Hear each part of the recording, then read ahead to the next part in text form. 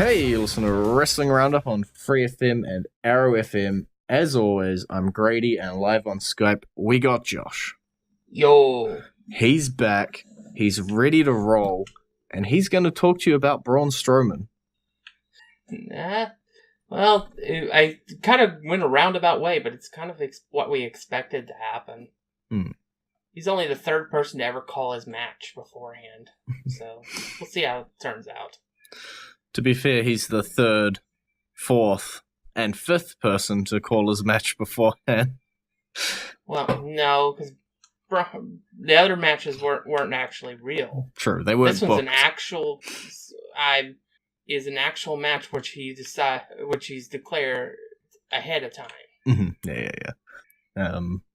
Everybody's just sick of his antics of showing up saying, "I will cash in." They pretty much just said, "Prove it."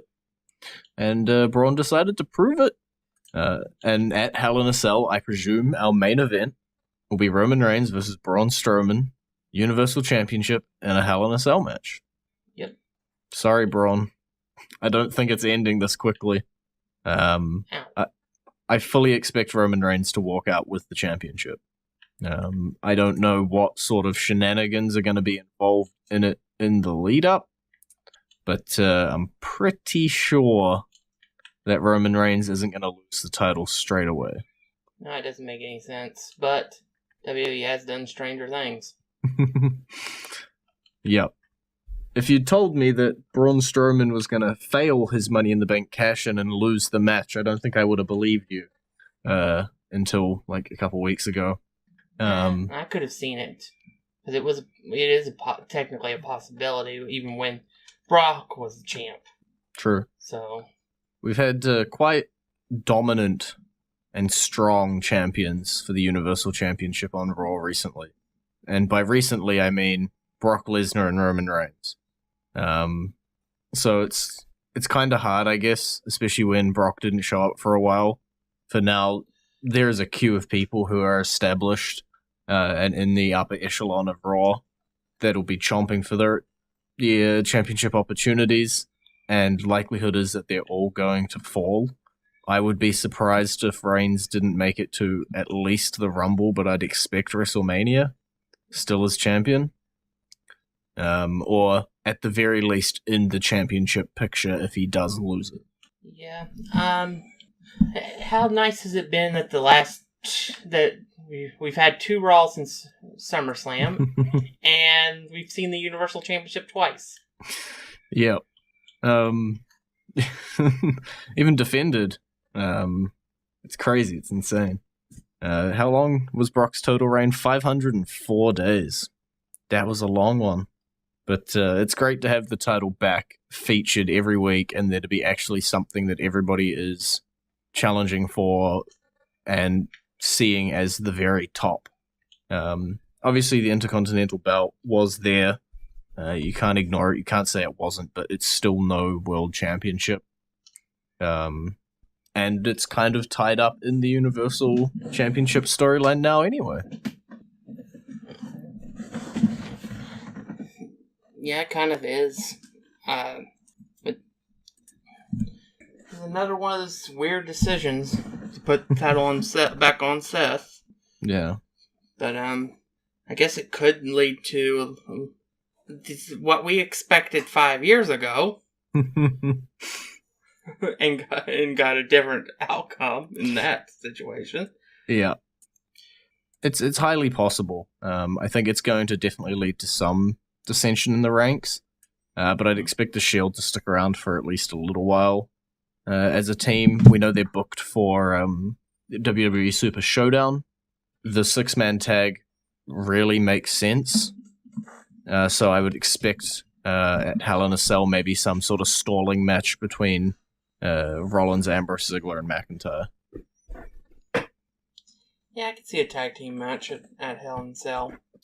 The Intercontinental title not being on the line, or one of the often used convoluted methods, which be in the tag team match, Rollins puts the title up, and if he's pinned, whoever pins him wins the title. Gotcha. It would be interesting.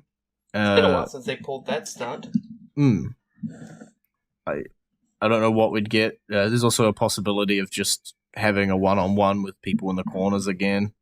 But I want to see what we're going to do. But obviously, card subject to change and all, I still think Super Showdown, that 6-man tag match will still happen. And in which case the storyline must be continued until that point. But Seth Rollins was involved in a very good match on Raw. But we're not here to talk about the Between the Bell content. We're here to talk about the after the match.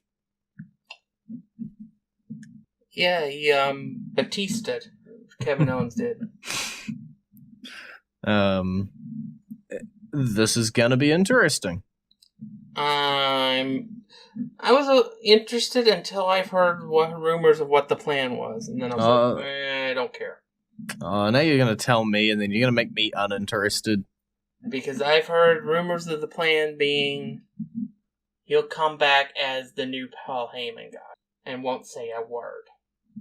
Then Heyman will be doing all the talking. But that makes no sense. Yeah, but that's the rumors I'm hearing, is that he'll be replace Brock as Paul's guy. Can I just say no and just ignore that you said that? I quite like the commitments to the Kevin Owens quitting thing. You know, obviously moving him into the alumni page, the thing they do often, but reopening things like his PWT's shirt site and stuff like that. It's fairly obvious he's going to return at some point, but I quite like what they're doing. I know they did the same thing with the whole fired angle too. Especially for Sammy, because he doesn't get as much of a downside as Kevin Owens does. Yeah. So when he was off the shows, they allowed him to sell his El Generico merchandise and stuff to recoup some of that difference. Mm-hmm. So yeah, this is definitely it's definitely interesting to see where they go. I just dread it ending up being with Paul Heyman. Yeah, I'm with you on that. Very interested in what they are doing. I am not going to be interested if the end point is just bring him out with Paul Heyman as a mouthpiece. Dude doesn't need a mouthpiece. Total wrong pairing there. There's so much stuff. The women's division. The Bella Twins are back. Yep, we'll see them in action in a tag team match next week. And of course, Brie's been all involved in all the storyline with Miz and Maurice. Mm-hmm. That'll be the Hell in a Cell match. Yeah. And then at WWE Super Showdown, it'll be Ronda Rousey and the Bella Twins taking on the Riot Squad in a 6-woman tag team match. And then I'm sure they'll find themselves onto Evolution. So the Bella Twins are going to be featured prominently on our televisions for the coming months. Yeah, most definitely. And especially with the Super Showdown match teaming up with Ronda, if we are going to lead into the Nikki Ronda dealio, then I guess that's the perfect time to do it. We'll see what happens, though. I'm not going to get ahead of myself. Not this time. And Trish Stratus also poking her nose around waiting until Evolution. Yeah. It'll be interesting to see how they build the Alexa and Trish storyline going into Evolution. But yeah, I'm glad that it's not going to be a situation where it's because they pre-announced that match that she's still the champion. Mm-hmm. Yeah. To give Trish one last shot at her 8th title reign. I think it was definitely a great idea to free up the match in terms of what it can do. Announcing it so far ahead is gonna have its fallbacks or its drawbacks, but also its advantages of being able to help boost sales and stuff like that. It's definitely interesting to see how they will build a storyline for something like this that's pretty much already announced. Obviously, the go-to is just dueling promos, have people fire some verbal barbs at each other and go back and forth. I don't know if Trish will be featured every week, or even every 2 weeks, or even every month. I don't know what the featuredness of Trish will be going forward.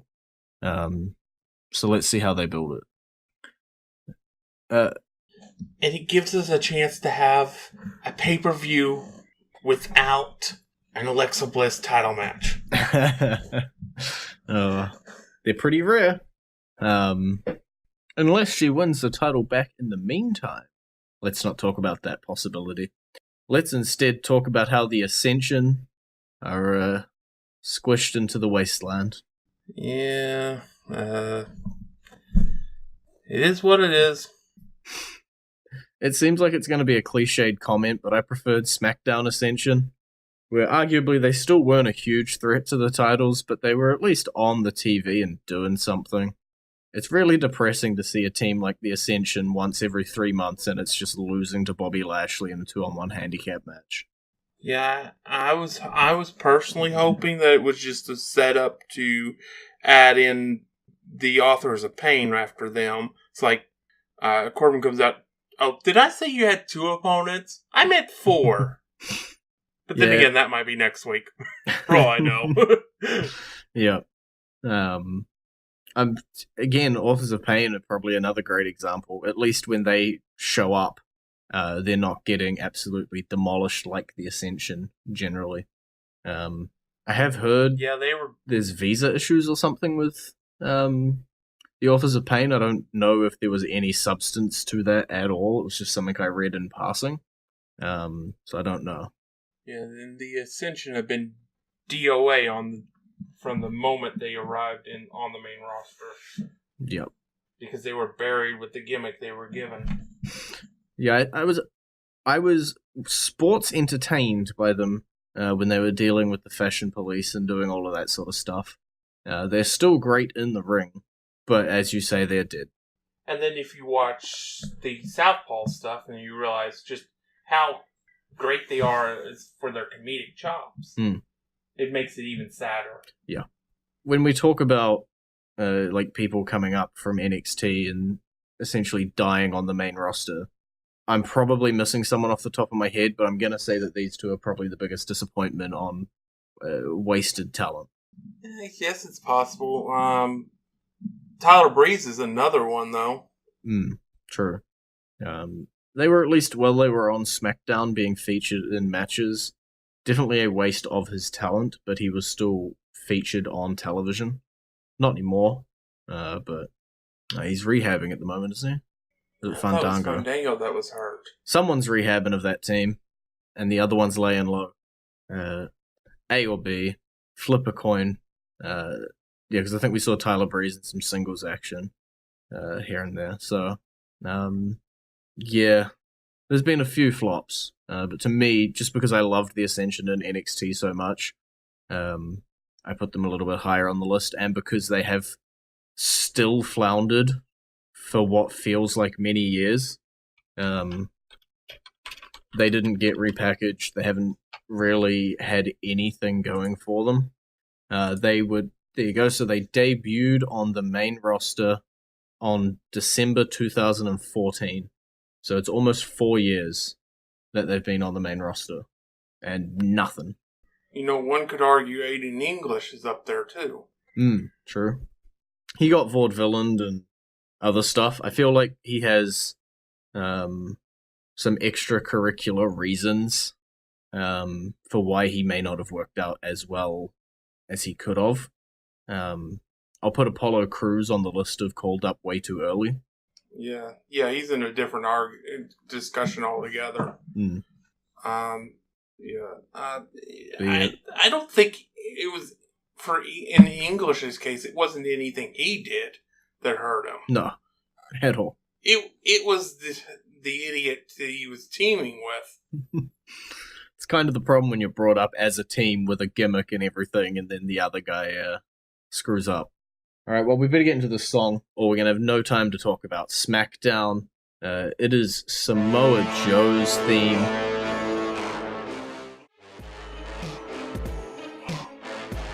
And you're back with a Wrestling Roundup on FreeFM, ArrowFM, Grady and Josh. We're here to talk about SmackDown now. We opened up with King Booker. Oh yeah, it was one of the best openings for SmackDown in a long time, and it was one that I didn't hear anything about this even ahead of time, so it was one of those rare surprise we got you moments WWE can pull off. Mm-hmm. But yeah, and it was just so perfect. I love that Big E got pissed off he didn't get a Lord or Sir type name. Yeah, the segment was gold. Just pure gold. And the New Day, I would put them in a group of comedic geniuses. And Booker T is Booker T. So it was always going to be brilliant, but as you said, the surprise factor, I think, is what topped this up for just being so damn good, is that nobody saw it coming at all. And big props to everyone involved for that. But the New Day can't rest on their laurels, because their next competitor, it's being determined, and we get to see the resurrection of the mighty Shining Star. No, Los Matador. No, the Colognes. I thought for almost a second they are actually going to win that match. That's how crazy that match was. I thought for just a second, are they actually going to put the Colognes over the bar here? Oh, no. One bird kick later. Well, it's over. Yep. Honestly, the Colognes been plagued with injury for quite a bit. But they're a damn good team. The two of them are great. It's not like they're bad in the ring. I think they've just had some unlucky circumstances. Los Matadors was never going to go anywhere. And then I think Primo got hit with injury, and then Primo came back, and then Epico got hit by injury. It's just been a rough time. Yeah, it's been a combination of injuries and just really bad gimmicks. Yeah. But they've been on the roster for a long time. Because I remember them defending the Unified Tag Team Championships, or winning the Unified Tag Team Championship at WrestleMania 25. Yeah. And that's been almost 10 years now. Primo debuted in 2008 and then started teaming up with Epico in 2011. So 7 years ago. And not long after that, that's when they unified the tag titles. Yep. Yeah, because before Epico, it was Carlito and Primo as the Colognes. Yeah, it's good to see them back, but SmackDown's tag team division is just so bloated. Isn't the right word, because it's just so good still. So heavy with talent that it's gonna be hard to shine. And it's always evident. You have the opposite situation on Raw. Let's not even try to discuss Raw's tag team division. It's not good. But yeah, it's evident when we can have two good, well-placed triple threat tag team matches and it not be crazy or insane. There's no just sort of randomly shoved in people. And I think that's a good sign. Obviously, this one... Next week, I kind of wish Sanity would win, so we get the Bar versus the Sanity, because that would be an interesting match. Yeah, I think it would be good. I went into this one not knowing who would win this. The Bar was obviously the better's favorite. But as you said, I wouldn't have been too surprised with anybody picking up the win here. And then next week, honestly, there's a lot of ways it could go again. And I think that's the strength of the SmackDown tag team division. I too would like Sanity to win. Don't know if they will. I don't expect it. I expect the Usos to win. Okay. Have an Usos bar again? Yeah. Because why the not? Pretty much. Yeah. I would like to see Sanity. Obviously, we've had a Sanity New Day match, a Sanity New Day feud. But I feel like with the titles on the line, could be right. All right, we got to get out of the SmackDown Tag Team division, or we're never going to talk about the fact that, again, one of the Iconics, Billie Kay, picked up a win on SmackDown. I got to mention that every week. Every week they win, they get time on this show where I talk about their win. Okay. But they don't have to have discussion, they just get it mentioned. Because we also got to talk about Jeff Hardy and Randy Orton in a Hell in a Cell match at WWE Hell in a Cell. Check another little check box off the... This is what Jeff Hardy wants to accomplish before his career's over list. I think you mean his in the next month list, because he ain't gonna last much longer. I look forward to the eventual Swanton bomb off the top of the cell. I do not look forward to wincing in pain as he lands it, but it should look good for the cameras. I'm gonna arguably rush through that because I really want to talk about this Daniel Bryan CNL mismatch. Yeah, it was really, really good. I didn't want the match until I heard CNL's music, and then I'm like, oh, I suddenly want this match. Yeah. Then they went with the match, and I'm like, oh, this is a great match. But for 1 second, while Paige was announcing the match, I thought for a second, wait, is she going to offer Brie versus Zelina?